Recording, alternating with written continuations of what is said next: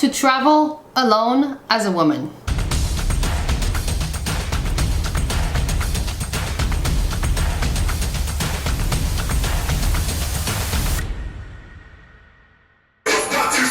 What's up everybody? In this video we are going to cover how you can travel alone, especially if you are a woman, and I'm going to share with you my tips and tricks because I have been traveling alone for the last 3 years and I have been to over 25 countries, 3 continents, and all of that by myself. So if it's your first time traveling alone and you are about to take that leap of faith and you are maybe scared and you need a little bit of encouragement, so you are in the right place.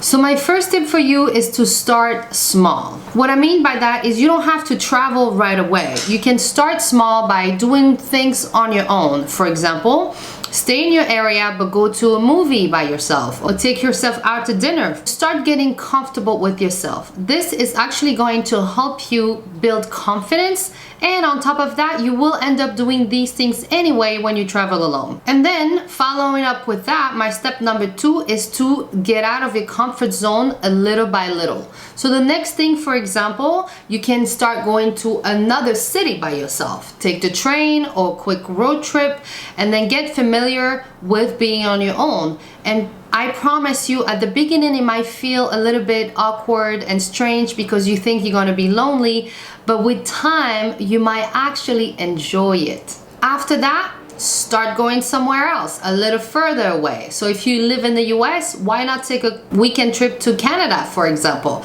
At least they speak the same language. You're not going to be too much out of your comfort zone, but still you are in a new country and you can really explore and meet people and learn new things. And all of that, it's going to build up your confidence. You know, when I first arrived in the US, I was born in Morocco and I was raised in Belgium. I took a huge leap of faith. I'm laughing because I look back, I'm sad. I was really crazy. I was 21 and I had a backpack and a dream. That's how I call it. I arrived at JFK, New York City in 2005 with nothing planned. I wanted to go to New York and I wanted to stay. And I did it. I stayed in New York 15 years. And finally, when I got all my things in orders, college degree, citizenship, all of that, I said to myself, well, I guess it's time to go. And I have been traveling ever since. Next tip for you, if you are worried you're not going to meet people, my first recommendation is obviously Hostels. There's a great website called Hostel Worlds. But Hostel, the reason why it's great is because you have to meet people. You're going to go there and eventually you will meet other women who are also traveling on their own. My only downside with hostels is that you have to share a room, which I don't like. Some hostels do have their own private bedroom, but at my age, I'm a little older now, I like to stay either in an Airbnb or I love co-living spaces. There are tons of them around the world. It's an amazing concept where you actually live in the same beautiful home and you share the space with other digital nomads or digital entrepreneurs. So check that out. This is one of my best way to travel. I actually has stayed in co-living space in Tarazout. I love Sundesk. I had amazing experiences. I also stayed in Lisbon and Venice, California with the company called Outside.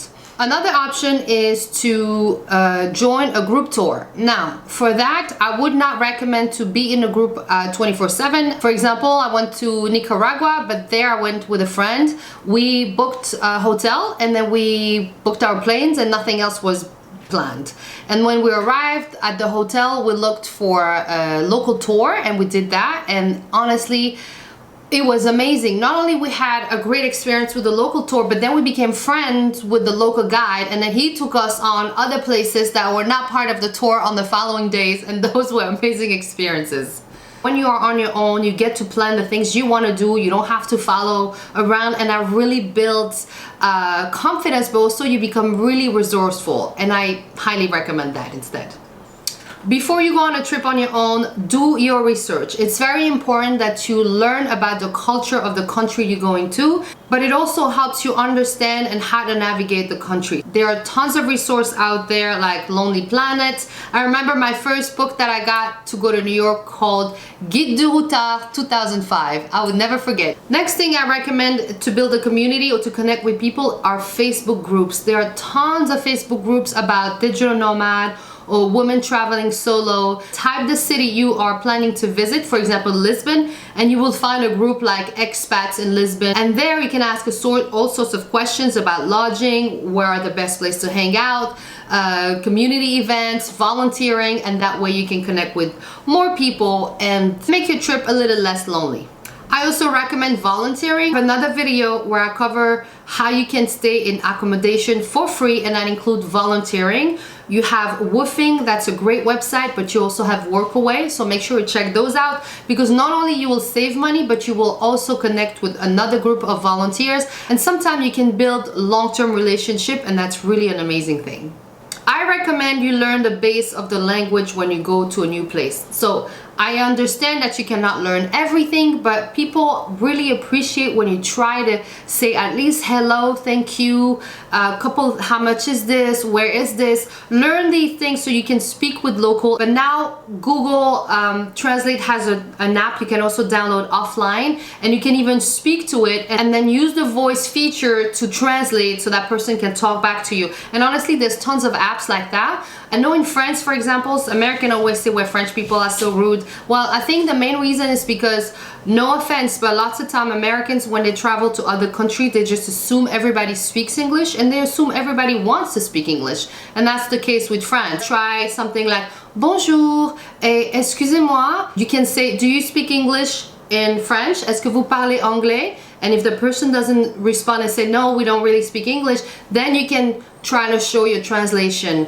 But make the effort to at least try to speak a couple words in their language. They will really appreciate it. You should also download your map, Google Map, offline when and if you get lost or if you don't get any data. It happens to me so many times where I couldn't get data to my phone, but I always download the map of where I'm gonna be. That way, if there's anything, I can always navigate with the map, and you can also pin on the map to make sure you know where you need to go. The other thing with that is that you can find Wi-Fi in major cities, often in subway stations, or even coffee shops or stores, or even the city might have a free Wi-Fi that you can always use in case you need to use your phone or if you lost or anything like that. Get a backup battery for your phone. So now they have those amazing one called Mophis, but I think there's other ones. So the Mophis, what I like is it's plugged into your phone at all time, and just press the button and then you get another couple hours of charge on your phone. But otherwise, get a backup. I have one that I use for my laptop and for my phones that I carry with me at all time. My next tip for you is to not listen to the media. Sadly, the media always portrays negativity, and it just added on the fears you already have of traveling alone. I've been to so many places where people were saying that, oh, do not go there, it's dangerous. I'll give you an example with Nicaragua. My friend and I, we've heard people saying to us, well, you know, there was a civil war there. You shouldn't go there. It's so dangerous. Oh my God. We had the most amazing times. Not only no one hurt us, but on top of that, people were so friendly and nice to us. Talk to other women who have been traveling there recently and ask for feedback. And when you go there, people will tell you, okay, this area, do not go there, or this area, do not go there. It's like right now, I'm in Chicago. I've never been to Chicago. I've talked to people not to go to South Chicago. Why? Because it's more dangerous. There's more shootings out there. So I know this is not a place I want to go, and I'll check all these things. So it's up to you to use common sense, and that's my next tip. Use common sense, ladies. Do not get drunk all by yourself at night in a place you don't know. Use your common sense. Pay attention to your surrounding. Listen to your intuition. If going to a place doesn't feel right for you, don't go. Do not go. But only if you feel uncomfortable, not because you're afraid to travel alone. My next tip for you is to be open to learn and be humble. You are going to go to places that do not have the technology or the lifestyle you have here. For example, some countries do not have Amazon Prime where you can order anything and it'll get to your doorsteps. No. So be really prepared to be humble and to learn about the culture and to accept this as an experience rather than come with an obnoxious. Go with the flow. Learn from people. And then my next tip is to bring books. So for example, in my case, I travel full-time, so I'm very limited on the amount of books I can bring, but I always have one or two, including my book, which I will leave the link down below if you want to get it. It's on Amazon and on my website. Don't rely just on digital. Take some time to read and journal and be in the moment. That is really what is going to make you richer. My life has changed in ways I could never imagine. I've met people all over the world in so many interesting settings, and you meet people like that all over. It is just incredible. At least take one trip on your own and see how it feels. Be open to see and learn and meet new people, and you'll see how richer you're gonna come back. I hope this video really was helpful and inspirational to you, and if you have any questions or comments, please let me know down below.